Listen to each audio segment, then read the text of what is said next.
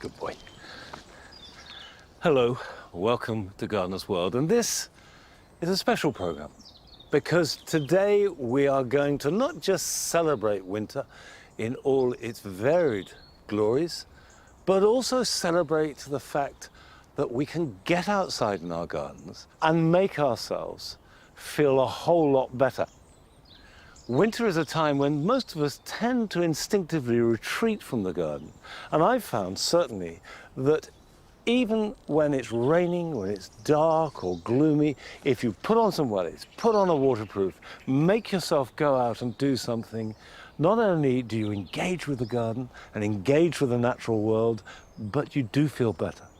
It really does do you good. And also, there are lots of things that you can do now to set the garden up so it will be at its very best in the coming months and seasons ahead. Now, coming up on today's program, Adam embraces the colours and forms of the winter border and shares a few tricks to make your own garden come alive at this time of year. When we're adding scent to our gardens, where you put it is important. Absolutely. Quite often you're smelling them before you're seeing them. So it's drawing you through the garden and you're excited of what you're going to find as you walk around. We head to Sussex to meet a couple who have taken to the concept of a prairie style of gardening on a grand scale. If I was a plant in this garden, I would probably be the giant Scottish thistle. And why is that, Paul? Because I'm a little bit prickly. Ashley delves deep into the secrets of soil health at a spectacular walled garden in Cornwall. It's a way of treating your kitchen waste with these specific microbes, and then basically pickles your food before you put it in the compost. I'm guessing it's going to be pretty stinky. Yeah, you might want to hold your nose. We meet a terrarium enthusiast who is able to make gardens in the tiniest of spaces. In this one, there are some tiny dinosaurs. I love dinosaurs, so that was a really fun project for me. It's just this miniature prehistoric world. And in Devon, Joe discovers the wonder of multi-stem trees. For me, the best way to add height, structure, and some drama in the garden is to plant a tree. But if you're planting a tree, why not add some living sculpture to your garden and plant a multi-stem?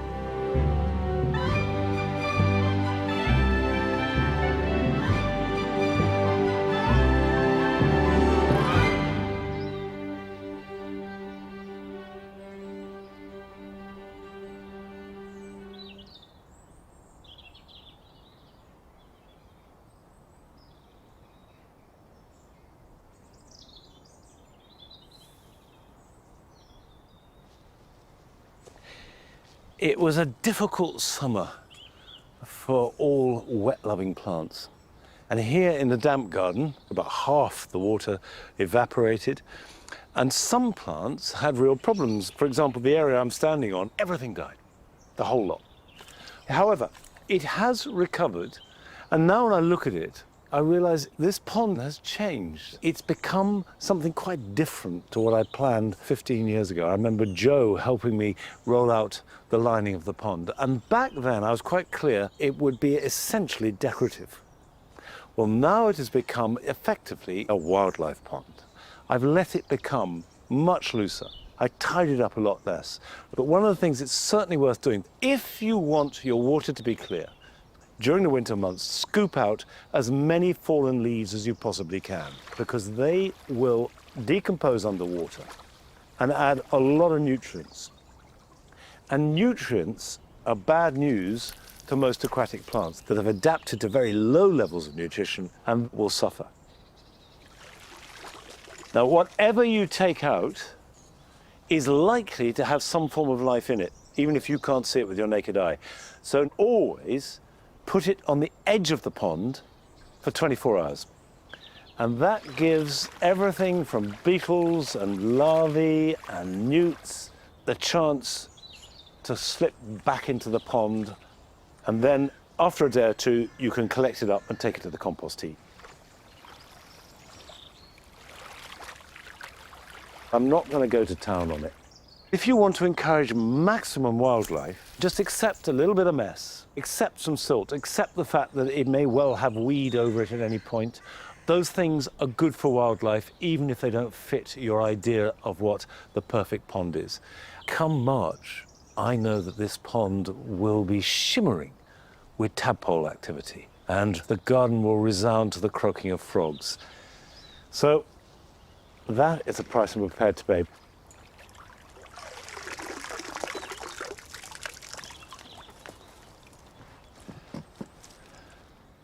Now, we all want mild winter days to enjoy, but Adam went along to visit a garden on a really cold midwinter day to find that it was still looking superb.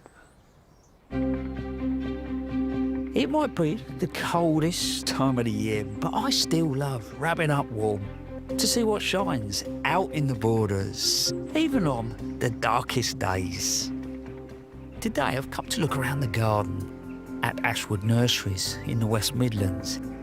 It belongs to renowned plantsman John Massey, and in the winter I'm told it's a magical sight. Midsummer, you are absolutely surrounded with colour. Autumn calms down a little, and then winter. And I think so many of us disengage with our gardens too much. Yes, the colour palette is more limited, but if you start to look at the layers, the shapes, the bark, the scent, there is so much to be had.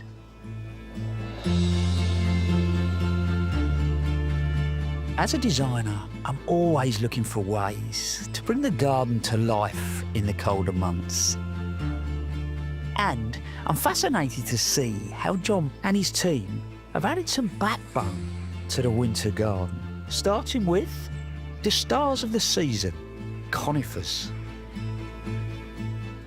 There's something that feels sort of wonderfully nostalgic about this. I've gone back to the 70s, but I mean that in a good way. You know, like putting on an old 70s vinyl and sitting there on your sofa and just dreaming about times gone by. And I think the other lovely thing here is that they're treating every single plant as an individual specimen. And they care about the pruning behind me. Look at that golden pine, but the canopy's been lifted. So you get this sort of glance through, so nothing's too heavy and overpowering.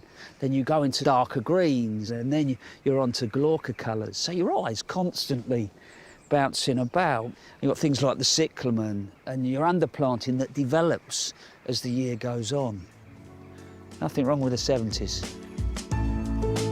Scent is such an important part of winter gardening, as many of the winter flowering shrubs rely on a powerful fragrance to attract insects.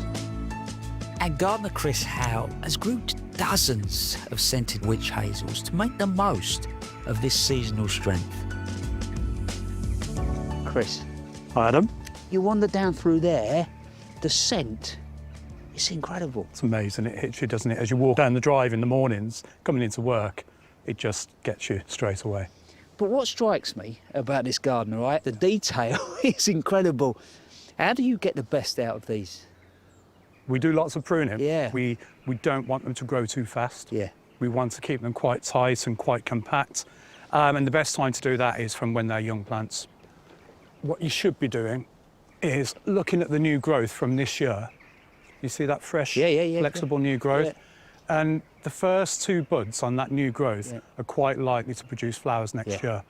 So we will tip them back to those two buds. Yeah. And then hopefully they will flower. See, that's a great little tip, isn't it? But they're not the only scent in here, are they? I saw the Saga Cocker up there and Daphne as well. So. Daphne, Spring Beauty and Spring Herald we've got in there. Yeah.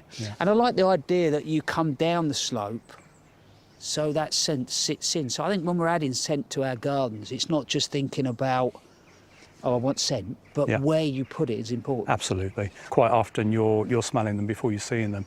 So it's drawing you through the garden and you're excited of what you're going to find as you walk around. Chris is so right. Every turn of this garden has a new secret, a joyful moment that just pulls you on. So much of the winter garden is about detail, but this is on a different level. The hellebores look incredible, and that's a great reason to grow things like this in the back garden. But you go out, you pick a few, you put them probably in a smaller bowl on the kitchen table in some cold water. You can't tell me you come down in the morning, you flip that kettle on. You just have a moment with your flowers, and that has got to be a great way to start any day. I love the living architecture scattered around the garden. These dogwoods have been twisted to show off the winter stems. And deep in the border, head gardener Nigel hopes is creating more natural winter structure. Supports for heleniums, which will add rich colour later in the summer. It's just a way of making a support, giving you structure now, and the best thing is it just then blends into the background. Yeah, but also interestingly, you've come across here and you're in a sweatshirt. I'm in a coat because I was standing around, but straight away, you're doing something. Yeah. And I feel a bit warmer. Yeah, that's it. And it's therapeutic, I think. You just get carried away with weaving them together. The real trial is to try and do it without actually having to use a pair of secateurs to cut away any waste or anything that's broken. I mean, well, which is handy really, because I haven't actually got a pair with me. So I'll tell you what, Nigel, interestingly, in this garden, because winter's really thought about, the shapes, the forms look absolutely incredible, you know? I think a lot of people always say about putting their gardens to bed. Yeah, I know. And I think I hate that phrase because I do. It feels like if you've got a room in your house, it's like closing the door and then not going in it for 4 or 5 months, and you think, well, that's a waste of your space. Your garden is an extension of your house and your property. It's another room. You are talking to the converted. I think that's starting to look really good. So, I'm you know, smiling, mate. appreciate the help. I think you might pass and we'll get you to do some more if you want. A little certificate. Yeah, that's it. Bless you.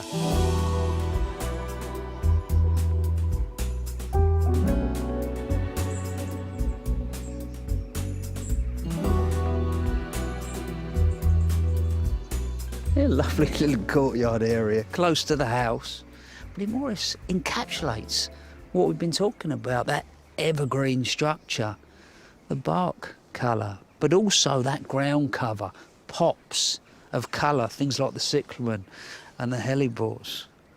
But I think today's been a great reminder that winter in the garden can be quite a special thing. But I think more than anything, tomorrow morning, cup of tea, cup of coffee, go and have a wander around that garden and maybe just have a look at it with fresh eyes.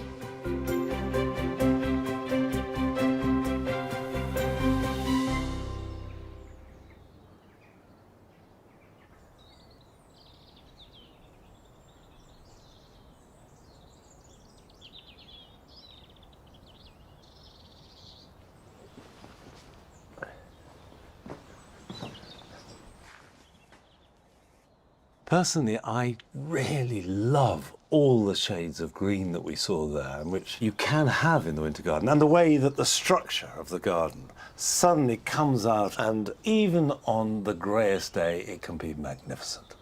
But whatever the weather, one of the things I love about winter is coming into the potting shed, getting cozy, and sowing seeds, and they include chillies.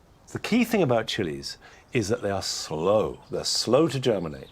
They're slow to grow as seedlings, and they take a while to really kick off. And what you're looking for are big plants, and then you get lots of fruit. You really want to be as big as possible by about July, and that means starting in January. So, have a seed compost. And the basic thing about a seed compost, as opposed to if you're potting something up, is it doesn't need a lot of nutrition. What it needs is a nice open structure, peat-free. This is coir base, which I mix with vermiculite and leaf mould. A little bit of garden compost in there too, and then choose your seeds. Now, if you've never grown chillies before, there are a couple that I would recommend starting with. If you like a little bit of heat, jalapenos are really good. They look great. They're sort of medium heat and a good starting point. So I always grow some jalapenos. And the other one that I've grown to love are padron chilies.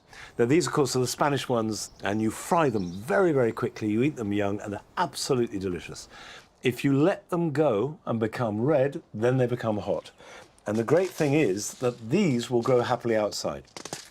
So I'm going to sow some padron chilies. So the thing to remember is each one of these little seeds is potentially a strong plant.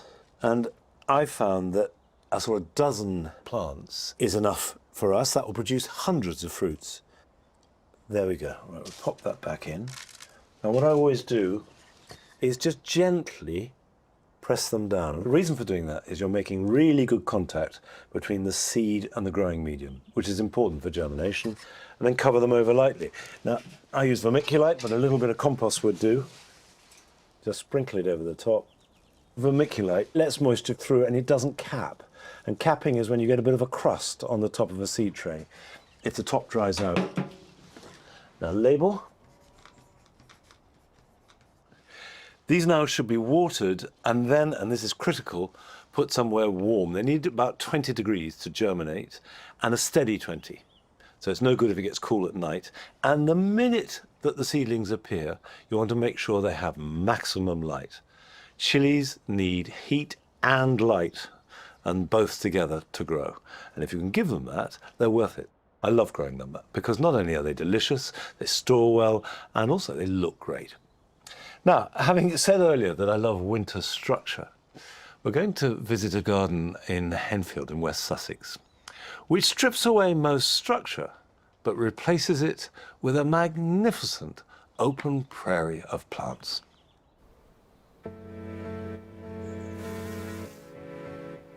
From autumn onwards, a lot of people think that their gardens are all over. But for us, the garden is really just coming to its absolute zenith.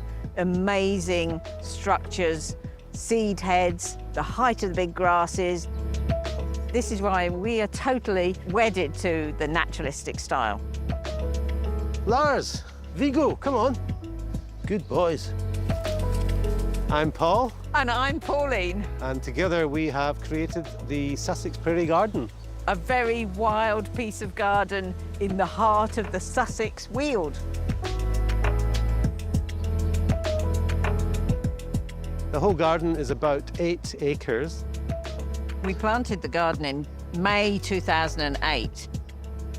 I got into gardening because of Paul, meeting the man of my dreams in France. How romantic was that? I was a gardener for the Wargraves and the Somme, and Pauline had her pick of all the gardeners. I did. Chose me. I did.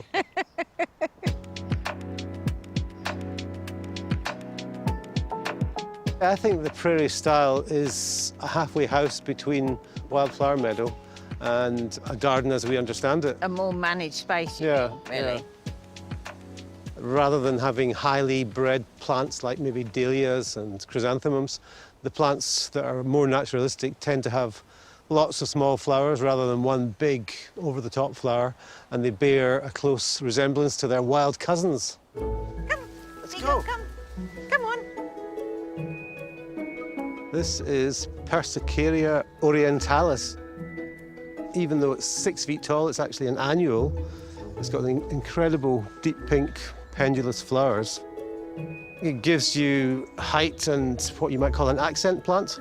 So if you could have 3 or 4 of these monsters spaced around the garden, it leads your eye around the border. Wind movement is such an important thing in the naturalistic garden. That's why about 1/3 of all plants are grasses. This one is one of my favorites. It's Panicum ray brown. The fluffy flowers just give a really soft, focused feel to the whole border. It's great to plant a strong colour behind it so that as you stand somewhere else, you look through the veil of the panicum at the stronger colours.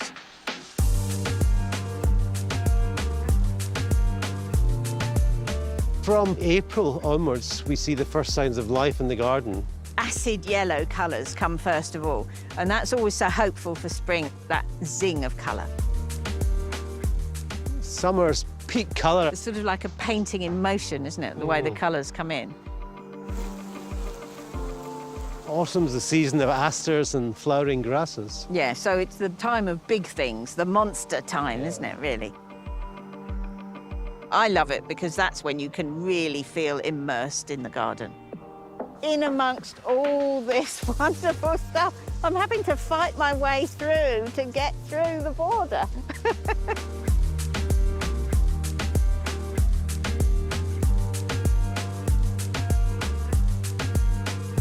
And then you'll have your monochrome winter garden, black and white. It's just so sculpturally interesting. They have to earn their place by not just looking like amazing in flower, they have to look sculptural in death. Is death, but is death... Death becomes it. Death becomes it.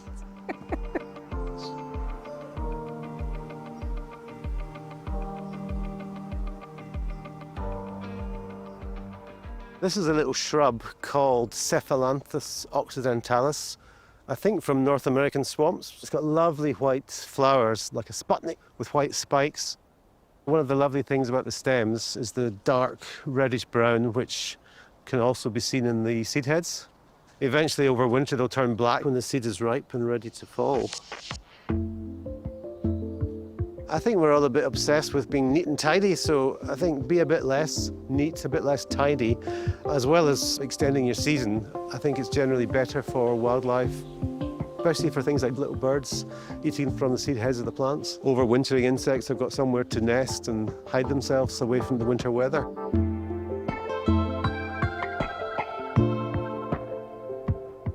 Our main maintenance is to try and do as much work in late winter and spring.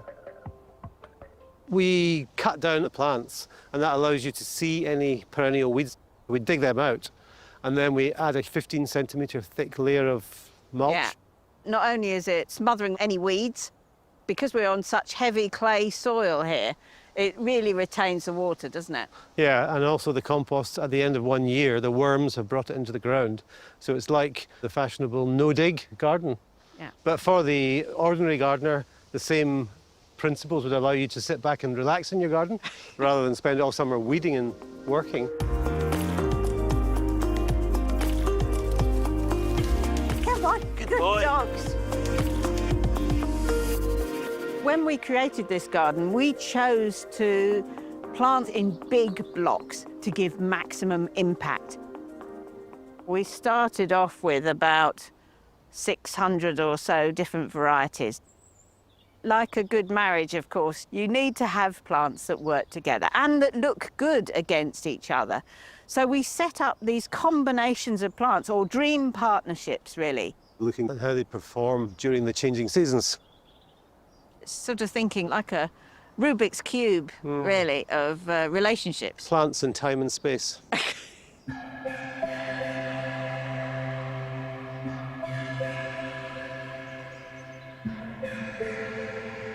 This lovely Phlomis russelliana. This has got yellow flowers in the early summer. It's got these lovely candelabra forms in the autumn. And by the time you get to midwinter, it's black and it's contrasting with the silvery white grass. And we have autumn colour coming from the asters, which are just absolutely vital, I think, for late colour in the garden.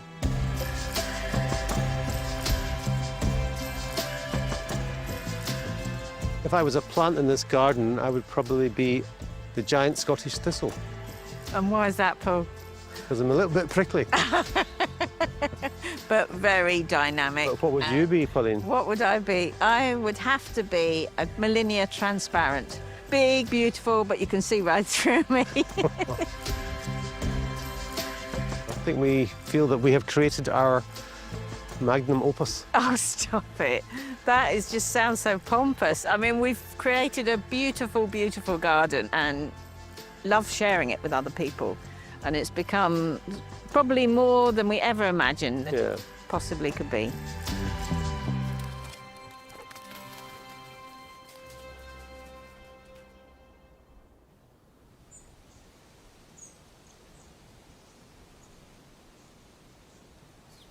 Good boy.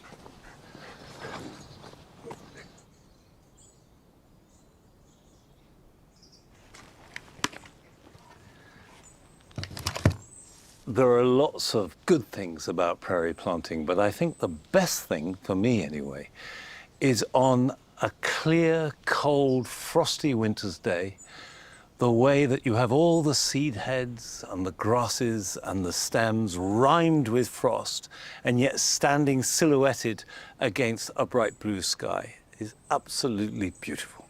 Now, I've had this juniper in a pot for the last couple of years. This is Juniper Blue Star. Last year I had it planted up with violas and I liked it so much. I thought you can't improve on that. And rather than thinking, okay, this year I'll do something different, I'm going to repeat exactly that because, you know, when something's working, don't change it.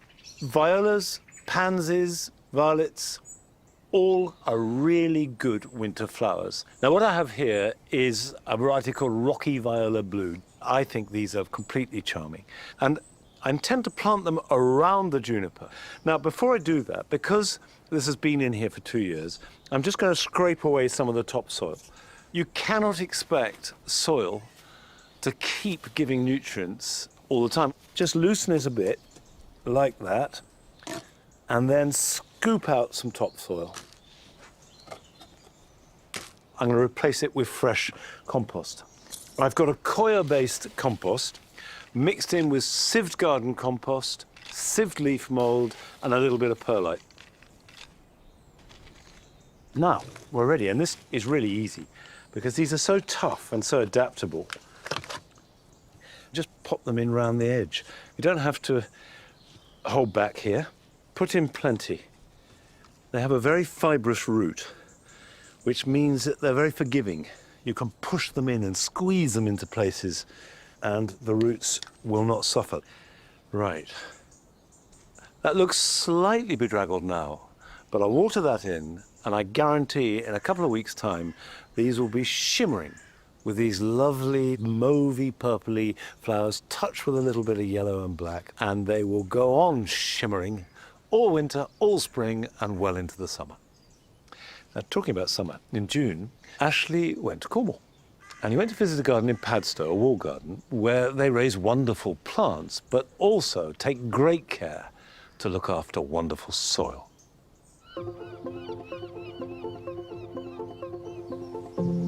It's not often I get the opportunity to leave London and get down to the coast, so some sea air and a visit to a beautiful garden in Cornwall had to be the recipe for a perfect day. Especially as this place has taken the importance of soil health to the next level. Looking around this garden, to me, it is full of abundance. Not only are there beautiful flowers spilling over the pathways, but it's also humming with bees. You can literally hear it around you. I have come to Prairie Walled Garden in Padstow. It's been a garden for over a century, growing fruit, veg and cut flowers for the big house and the surrounding village. But in the 80s, the gates were closed, dominant weeds took over, and the soil's vitality waned. Then new owners came in 2019, and today this coastal garden is bursting with life. Self-seeders drift along the steep banks. The borders are full and lush. But after those years of neglect, the soil here needed real rejuvenation. Head gardener Emma Resterick has had to put in a lot of work. How did this begin? How do I create the same thing? Well, in the beginning, we were very, very no-dig, so we covered everything with cardboard and then green waste compost, and over time, everything is sort of spread and self-seeded around. And it creates that diversity, and that's good for resilience, isn't it? Yeah, totally, because if you've got like lots of different food groups with their roots going into the soil, then they're feeding lots and lots of different microbes within the ground, and then also you get loads of different pollinators and wildlife as well above ground. And Emma has got a lot of other strategies designed to enrich the system.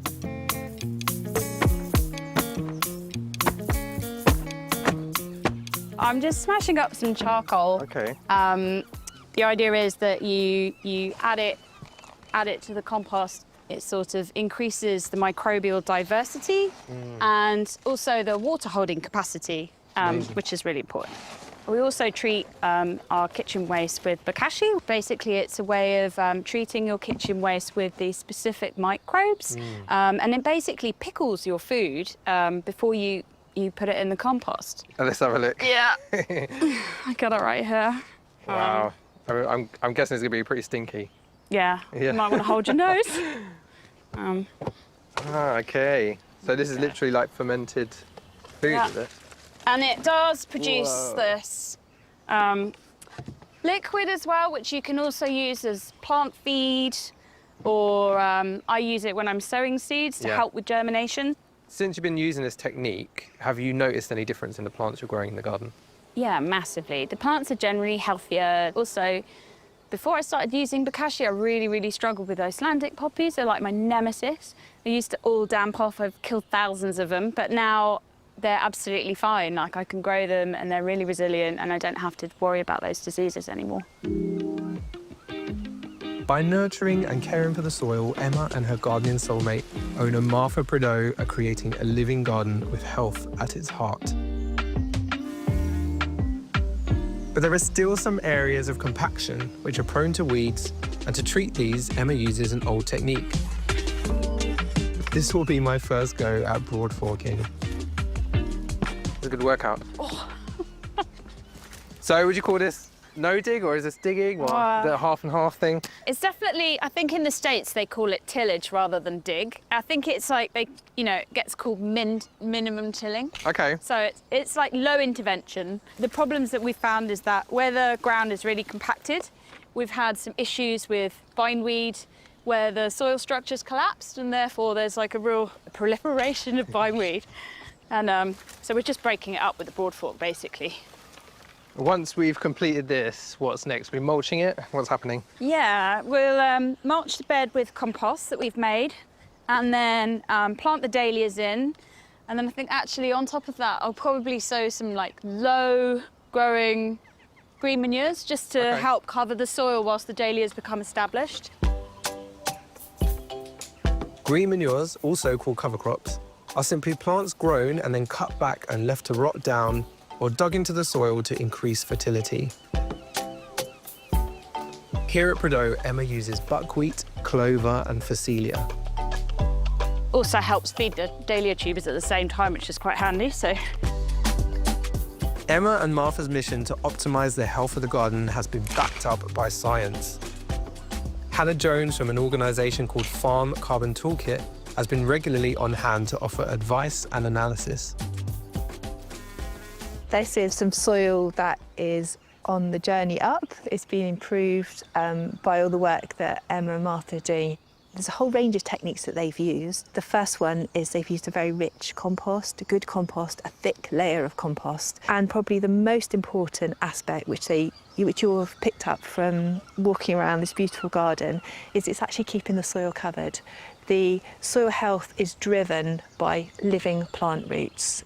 Plant roots produce lots of sort of sugars and complex compounds which feed the soil biology, and that's what feeds this whole ecosystem of soil life. There's been a historic problem with bindweed in this garden, and I know that they were using the broad fork to try and tackle that. How does that help?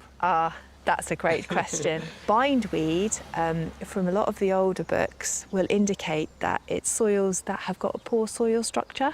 So the soils are slightly collapsed. You need to open up that soil and let it breathe. And the bindweed will ultimately lose its competitive advantage because other plants thrive better on those conditions. I'll show you some soil from an area where the broad fork hasn't been used and it is compacted. And you can see that how well the bindweed is obviously making it's loving those conditions. And when you open it, the soils are quite angular. Yes. And then if you compare this to the soil that we've got just here, you can see the difference. Really crumbly. With the composting, the broad forking and adding all those living roots, we can go from this one to this one.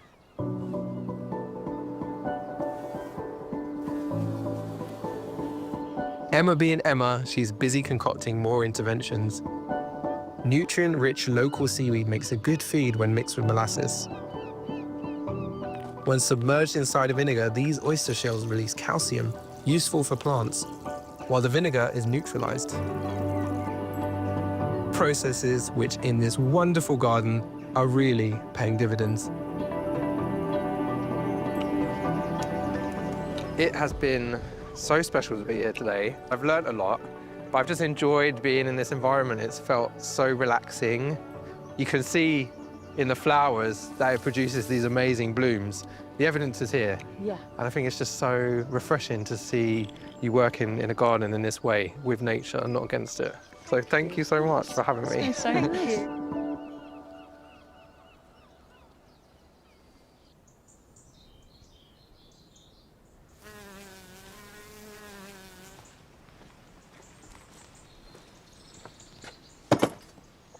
I do love it when I see people so enthusiastically and brilliantly talking about soil and compost and how to improve it and working with it. And all of that is what makes a good garden. We love what grows above ground, but it's only as good as what's underneath. And it doesn't matter what kind of garden you have, where you garden, how you garden, what you do. Compost is at the heart of a healthy, good garden. Now, this is compost straight out of the compost heap, the end of the process. Quite nice, I have to say. It's worked well. Now, there are bits in it, which is fine when you're spreading it on the ground for vegetables or around plants, but not so good when you're using it for potting compost, which is where this contraption comes in. That is for what I chuck away. And this is a sieve. Now, when I was a child, one of the first garden jobs I ever had was sieving compost, and it was such hard work. And so it's never really left me. It's never been my favourite job. So this contraption works pretty well. Now, we've got two sieves. There's a fine one, which I'm going to take off, and a coarser one. And all you do is shovel some compost in, like that.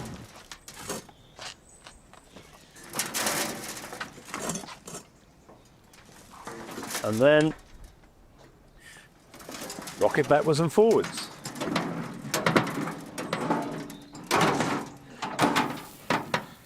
You can see that what we're left with is a surprising amount of sort of bark and twigs and the odd stone. That's what we don't want in the potting mix, so just empty that out. But even that isn't waste. I spread that underneath the hedgerows. So they act as a very rough mulch, and that will work into the soil eventually. Almost everything we produce gets composted. The only things we don't do is meat of any kind, any vegetables that have been cooked, any sort of pure oil, and also anything that's prickly. But almost anything else, and what you're always looking for is this perfect combination of brown and green material, that's carbon and nitrogen. But there is no one true way, so whatever you've got, try it. Give it a go. If it's too wet, add more dry material. If it's too dry, maybe add a bit more wet. Keep turning it, and you will make compost. And this compost here has gone from absolutely raw material, kitchen and garden waste, to this in 6 months. Now, in the middle of winter, when the weather is really bad, even the most brave-hearted gardener sometimes has to accept that any activity is going to be indoors. But that shouldn't stop you. There are really fascinating aspects of horticulture that do take place indoors, as we discovered when we visited a gardener in East London.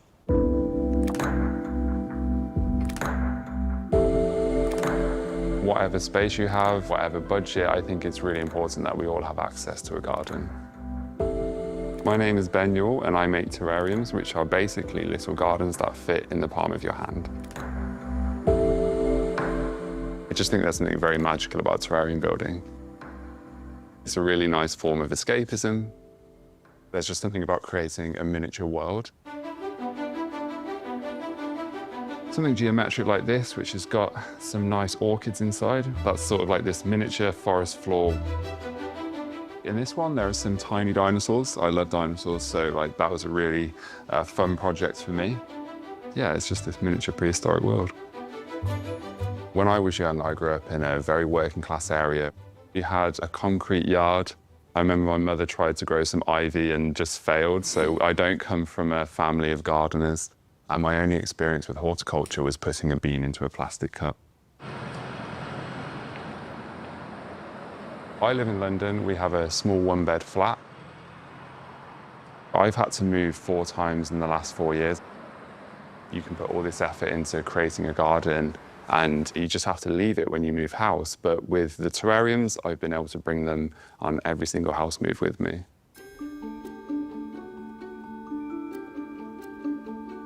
I really like using unusual containers. So this is just a lava lamp, but it forms a perfect terrarium because it traps humidity, it lets light through. Of course, we don't turn the light on because it would cook everything.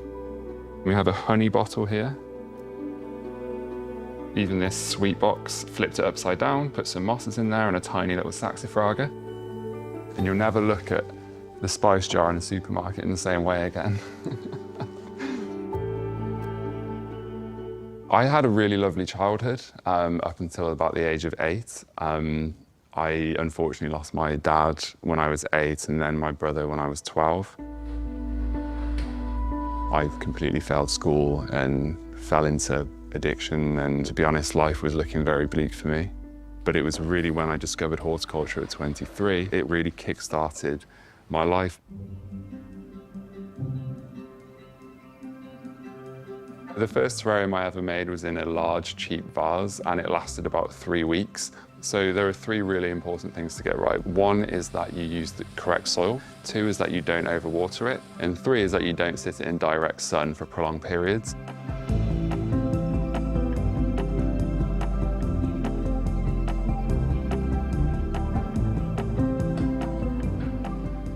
This is a pre-bought terrarium soil made up of sphagnum moss, coir, which is like a coconut husk. It's got some worm castings, charcoal, and what looks like orchid bark. We need to be a bit careful around where we get our moss from. We shouldn't go out into the woods and take mosses, but you can get moss from sustainable sources. This is Akadama, and it's the first of 3 bonsai soils I'm going to add. And ever since I started adding bonsai soil to my terrariums, the success rate went up, so I'm going to continue doing that. So Akadama is like a fired clay, and it has that water-retentive yet well-draining quality, which is so desirable in terrarium soil. Next is Kyodama. It has very similar properties. And finally, this is lava rock. Again, very porous. There's just no way that's going to become soggy and saturated. And this is a little design tip. I arrange it on a gradient. So it's higher at the back and lower at the front. And the reason for this is so more surface area is visible from the front. Now, the moss. There's just something really fascinating about moss. This is Lycobrium glaucum. It's also known as bun moss. It's probably the most widely used moss in terrariums. I'm going to break it into smaller pieces. I like to think of this area at the front as like the prime real estate of the terrarium, and that's where I put the prettiest looking plants. I love that sound. You can plant individual tufts just like that, but I'm not that patient. But this one here is Dicranum scoparium, and it's known as mood moss. From a design perspective, it gives you texture, and it's a bit taller. The taller plants and mosses will put at the back. So it is the same process as planting a border in a garden. Like I'm thinking about, you know, planting in odd numbers, trying to avoid symmetry. But I want to stress there's no right or wrong. Like, it really is just about, you know, having fun. One final moss species, Viridum tamariscanum. It kind of looks like a conifer, and it's got really nice texture to it. You can see it's almost like a feather. So I'm just going to put a few pieces in some of the gaps. Again, it just breaks up that uniformity. Is that a word? Uniformity.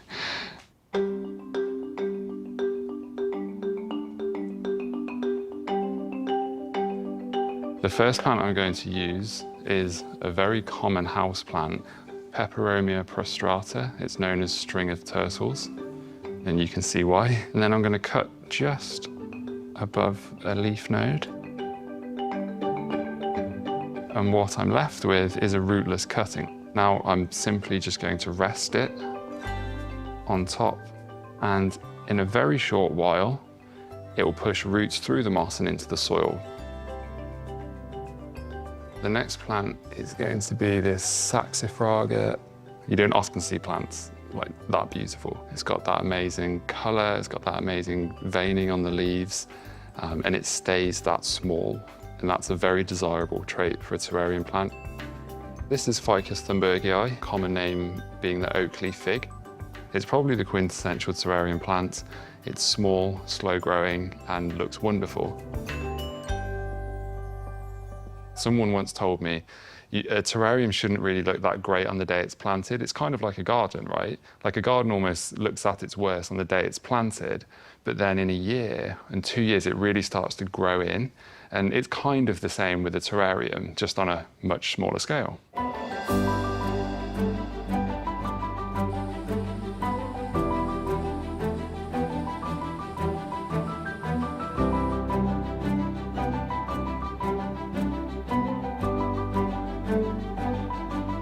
Okay, I'm happy with that.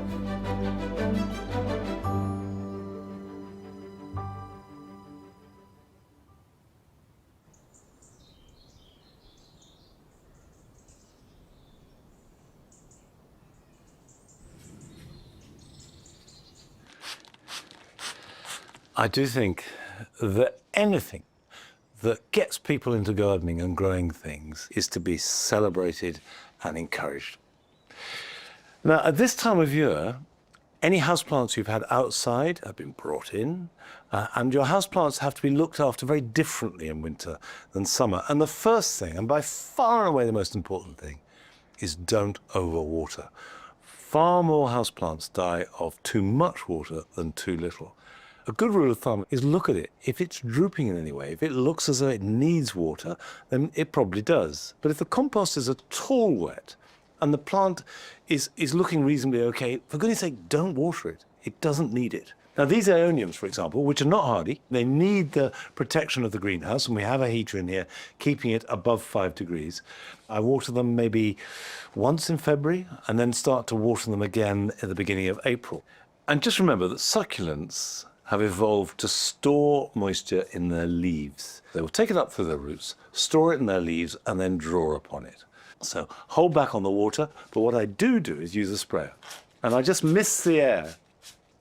With the aeoniums, not every day by any means, but maybe once or twice a week, and it just gives them a little bit of humidity on the leaves, which they do like and they do respond to. And that's enough. The exception to that are cacti.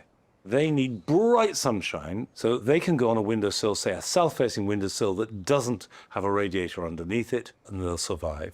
And in general, with houseplants, make sure there's some ventilation. Just because it's winter, it doesn't mean to say they're like a stuffy, airless environment. Keep the roots fairly dry, but don't let the air dry out too much. Now, to go from looking after houseplants indoors in the middle of winter to trees growing outside in full leaf in the middle of summer, because Joe has been down to Stoke Gabriel in Devon to visit a nursery that is growing trees with a difference.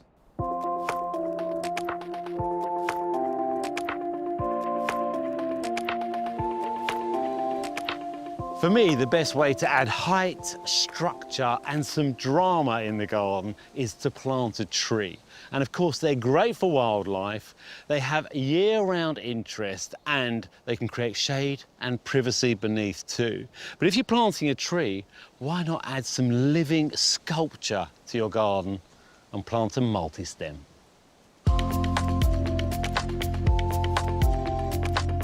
Just a few miles from the Devon coastline, surrounded by rolling hills, is a tree nursery specialising in multi-stem trees and shrubs.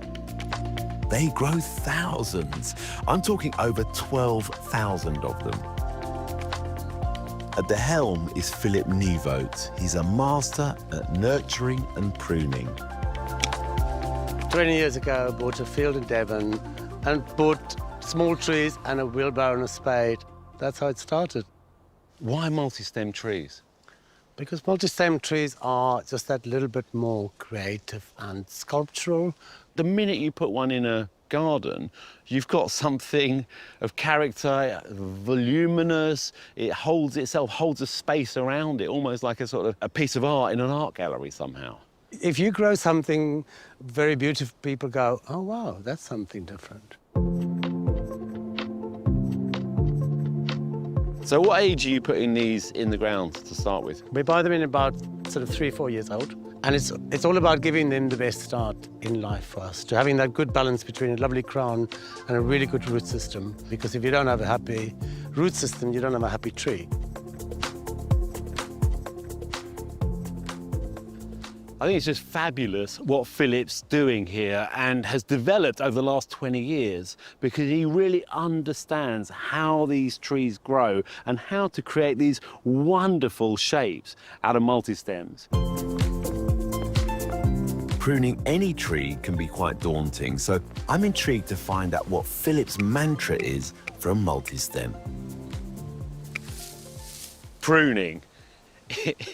It scares the hell out of some people. It really does. You know, and some people don't know where to start, and sadly, other people don't know when to stop. Here we've got a shrub. It's called Viburnum burgwoodii. And first I will walk around, because that's really important. It's not to just look from one angle. Yeah. So I look firstly at the canopy and where do I want to crown lift in order to start showing a bit more of the stem structure. With a multi-stem, you want to see the stems. By lifting up the canopy, you reveal that beautiful zigzaggy kind of... It's not topiary. We're not clipping it to create this dense shape. You're making this multi-stem form. So I am going to slowly create a line for myself, and then everything below that line, I'm going to take off.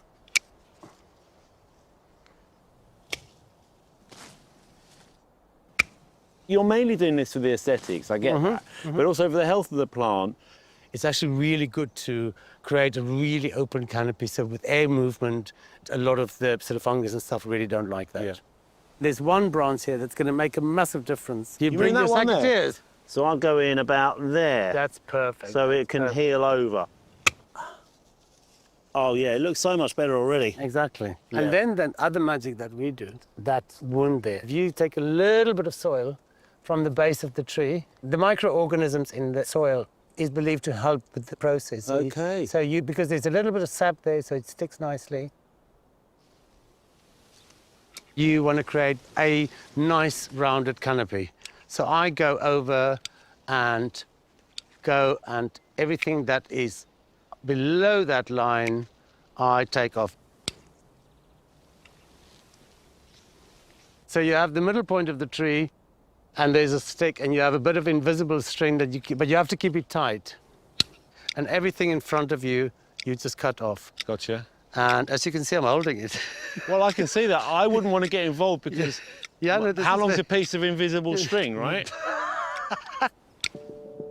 So when do you do most of your pruning? We don't prune in spring because the sap just flows too fast. So we do all our pruning sort of from late May until about October, because they can seal the wounds quicker. In the winter, we don't really do any of our pruning because the trees are completely dormant, especially the deciduous trees. That looks great, Philip. Got to say. Well, if I didn't have your help, I don't think it would have turned out this beautiful. No, but I mean, there's three tips. There's raising the crown, there's taking out the dead and the crossing and, you know, making it congested, and then the invisible string. I love it. If you just take a little bit of effort and try and create something nice, then you can have something that you will never be able to afford if you go and buy it from, you know, some really big nurseries, because, you know, that's something really special. Carrying out pruning on your multi-stem tree in its first 5 years really helps determine its future shape and structure. In older trees like these, it can be done to keep them a specific size. Lovely hornbeams, aren't they? Which one are we doing? I like one here. Oh, good. I was going to say this is my favourite. How old is this tree then? So this tree is about 14, 15 years old. Okay. So every time we cut the canopy back, it just becomes nice and thick. You've got to keep it to a manageable height. If you've got it in a space where you want to control the size of it, because the hornbeam will grow quite big if you let it. We do them with these shears because when you use a mechanical hedge trimmer, you get that like a perfect rounded, and that's very much a topiary look. Yeah, you are a purist, aren't you? When you start looking at your trees like this, I think you become more connected with them, and that can only be a good thing, isn't it? Yeah. Because that means you notice your trees more, and you start really appreciating the shape of them. Yeah, it's looking lovely. Now, a lot of us have trees already in our gardens or shrubs that have a propensity to be multi-stem. If you start pruning them, you're taking a few leaves off here and there, you might see a multi-stem shape underneath. Things like maple, cornus, amelanchias, and they're already branching. And soon they could be something like one of these. So have you ever seen some sort of random tree in someone's garden and just thought, oh yeah, I know, I'll just tweak it? I have knocked on people's doors and said, do you mind if I just quickly cut this branch off? I think what Philip is doing here is really valuable to all of us, and there are lessons to be learned that we can all use in our own gardens to make sure that our trees reach their full potential.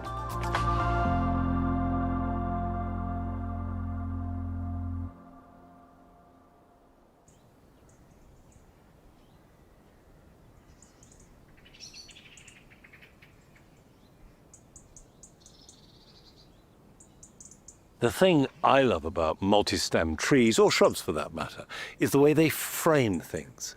They focus your attention as well as looking good in their own way. But if you use them as a frame for the garden or even looking out to the countryside beyond, they work brilliantly.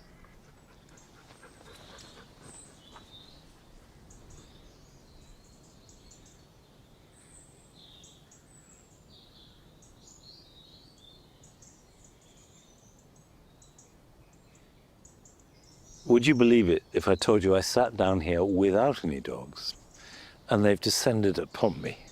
And I guess dogs and gardens are inseparable for me.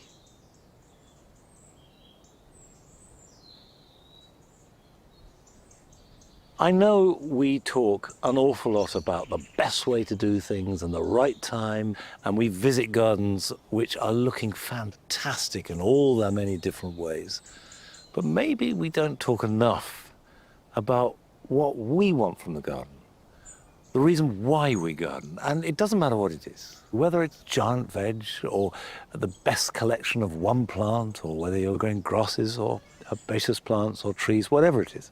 Find what you love, find what really excites you in the garden and follow it. Not only is it great for you, but I think it'll be good for the garden too. I think you'll have a better garden as a result. Anyway, it's a thought, because that's it for today. I will see you back here at Longmeadow next time. So until then, bye-bye.